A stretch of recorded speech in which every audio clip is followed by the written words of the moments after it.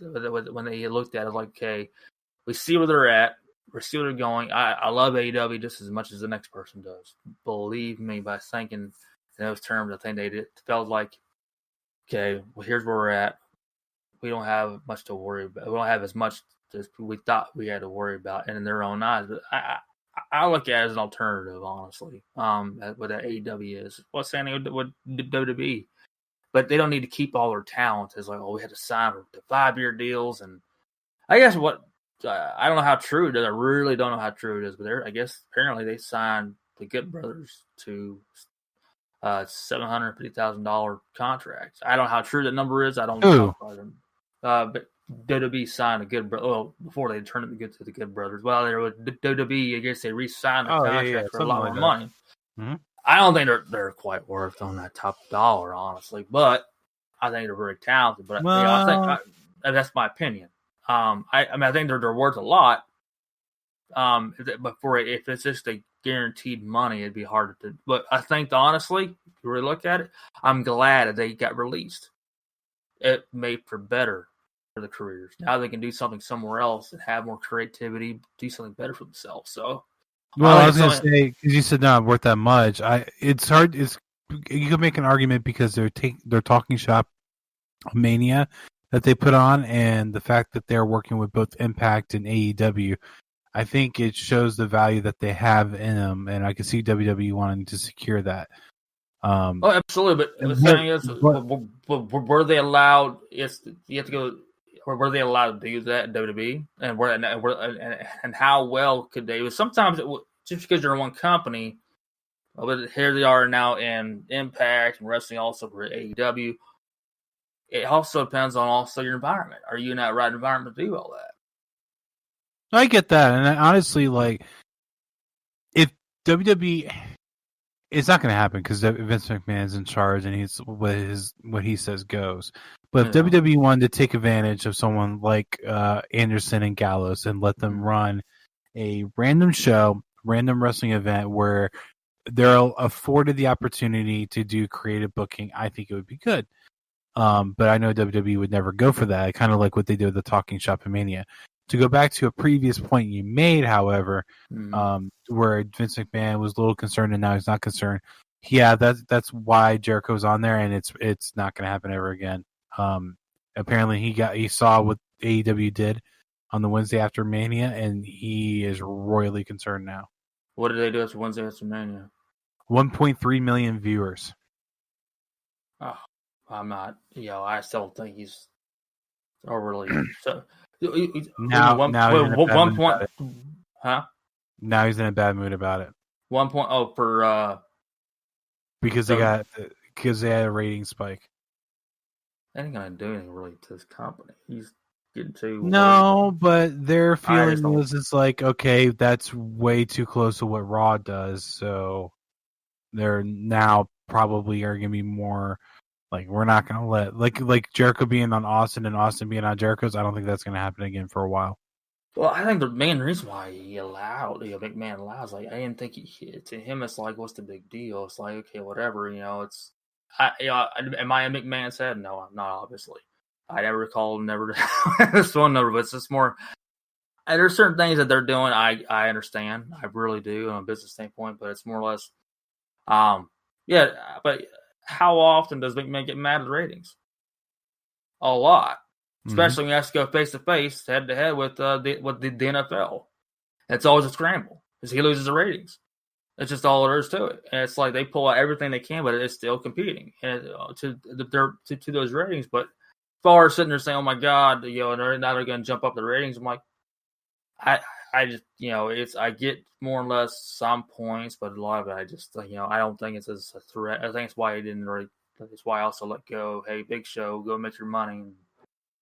Hey, Christian, I don't think, Christian would have made that big of an impact in WWE anyways. No, they didn't think there was much there for Big Show and Christian. Same with the Big Show. Same thing. It's like, he's 50 years old, and what else can we really do that we haven't done? What else can we do to really, that's not going to be as well, okay, he's going to put over a different talent. That's not going to make us as much money as you think. So it's, Or wake the sleeping giant. That's been done a million times. So it's like, okay, I need to put it over my other talent. So, well, and to go back to a point too, I just double checked the ratings. So, give you an idea how well that was for AEW. The Raw after WrestleMania only did 2 million. And yeah, that's the point that I was wanting to get to. Whose fault is that? WWE. That is exactly, because here's the thing about some of y'all listening might agree, might disagree, whatever y'all feel. Those shows were the craps. Raw and SmackDown. That's all there was to it. That was not a post WrestleMania Raw and SmackDown by far. And if y'all disagree, y'all go ahead. But if y'all are lying to yourselves, you think that was a post WrestleMania show. Biggest point is that we've seen it's the most anticipated Raw and SmackDown of the year. What was so great about those shows? What was so memorable? What was so glamorous that made us, oh my God, I got to tune in. You know what's going to happen. Something big, something great. That only they had was what they had a return of the Viking Raiders. Nothing against them. They're a great tag team, but that's not, And this is kind of on WWE too. They have always built up that there will be a big return the Raw after Mania. There's always a big return. There's always a big return. There's always a big return. And that didn't happen. And before even turning on the show, because again, like with anything else, I record it. I kind of was like, there's not going to be a big return. Who are they going to have return? Everyone's going everywhere else. They have no one to return. No. Besides, I read earlier that I guess Davey Boy Smith Jr. is in conversations to return to WWE. That's about it. Even then, who knows if that's going to happen? But then you have this weird ass storyline where you have the two big members from Retribution, Chokeslam Drew McIntyre. Okay. Yeah. That's not interesting, really. No. You had Cesaro not being taken seriously against Roman and then getting attacked by Seth, which is okay. Yeah. It's one of the things that WWE does that's really, really annoying, especially it seems to mainly be with Seth.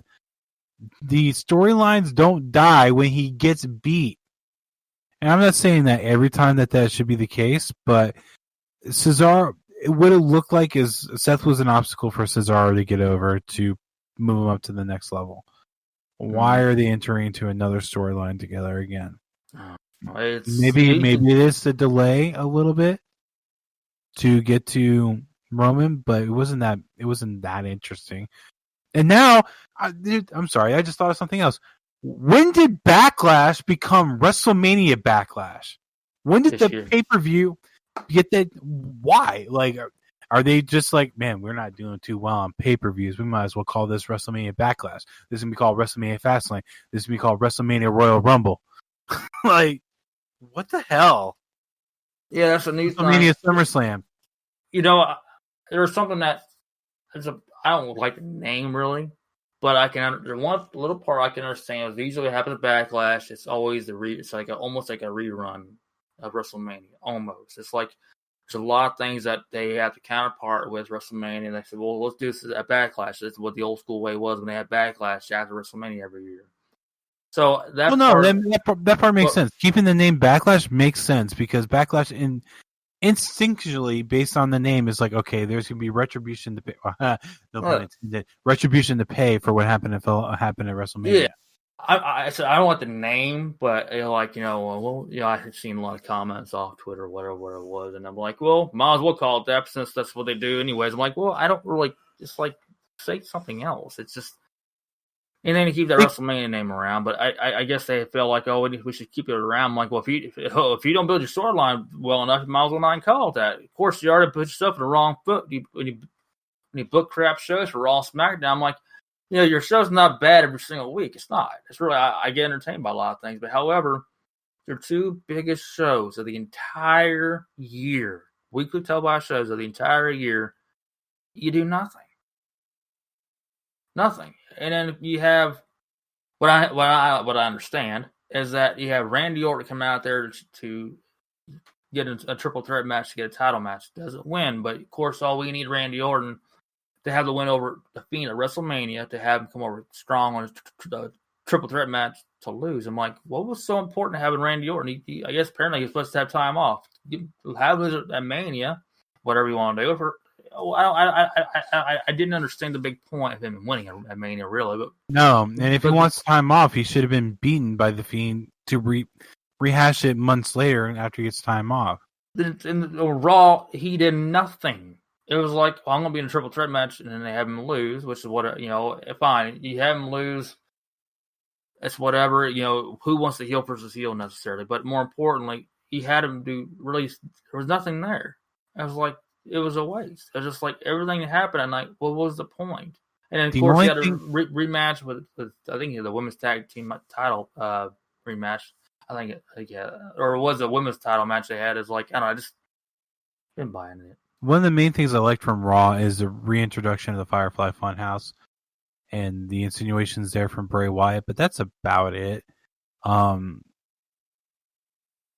If Randy Orton needs time off and they want to give that to him, there should be another build towards a Bray Wyatt versus Randy again, and let Bray as the Fiend destroy Orton so he gets time off. Yes, he did. If he did lose a WrestleMania, you can make the argument here that if Alexa doesn't get involved, Bray and the Fiend will go over strong on Randy Orton. Which again, okay, one of the back to WrestleMania. Since when did so the Fiend survives weapons, 6 curb stomps, and damn near was set on fire, but one RKO takes him down. Yeah, they oversold it, the most dangerous move in all wrestling. I understand it's a great move, but I'm like just like you said, it's just you have him go through all this crazy weapons and spots. I'm like you said, one RKO and that's it. It's like, dude, this is a guy supposed to be a demon. He's supposed to be withstanding everything, and all of a sudden, just one thing. Like, really, like that much? Mm-hmm. It made no sense, and that match was just not that very good, anyways. I mean, it was the time they didn't get to tell their full story, and it's like the match wasn't really nothing to write home about. It was the moment, that ending moment, and with Alexa, it just that's a case of its own. But I just like the next night, Norton really doesn't have. Oh yeah, well, he comes out, cuts that promo. It was like, they're done, they're over with, they're gone. I'm like, dude, they're not gone. They just advertised that Fiend was going to be, or Bray Wyatt was going to be in the Firefly Funhouse, and they're not gone. I'm like, I don't know why they have. They're gone. I'm like, why are they having them book this promo? They're gone. I just, that's what I don't. If he was gone, okay, if he didn't sign a contract to reach, okay, I get that, but he's going to be in the show that night. He's coming back, so you can say I eliminate the problem, whatever. But it's just, then you come out and nothing happens. You do nothing. Mm-hmm. It's like, what was the point of booking that? Of him going over and coming out and doing nothing that night, and it's like nobody really did anything. The only thing I can also kind of understand when they had Bobby Lashley not come out later in the evening is like, okay, keeping your champion special. I get that. But and they had him, the starting match and everything. I just didn't get a good vibe from the kickoff really of the show. I really did not. And just like, I hope this show's at least one of their better ones. But it just like, it's not. Like I said once again, it's not about being a better show. Oh, we need a better week. I'm like, this is your biggest Raw of the entire year, biggest SmackDown the entire year, and just, you can't call it that. Mm-hmm. And I was just disappointed. It's like, I just, you put your best foot forward. They don't take seasons, but there is no season in wrestling or WWE. But when you start off the night after WrestleMania, that's kind of like your kickoff to New Year, really. Yeah, it was not a great show. No, Dynamite was definitely really much better. Oh yeah. Generally speaking, they actually explain now how Jericho and Tyson are why they're on the same side. Which I mean, that whole match was pretty entertaining. The tag team that took place. It's and they brought back Chris Statlander, which she's now part of Best Friends. Which AEW is pretty stable, happy, but let's be real. In any type of situation where there's several people involved, everyone has their own clique. That's how it's always worked. Even in your work experience, you have a few people they talk to, and that's it. And then other people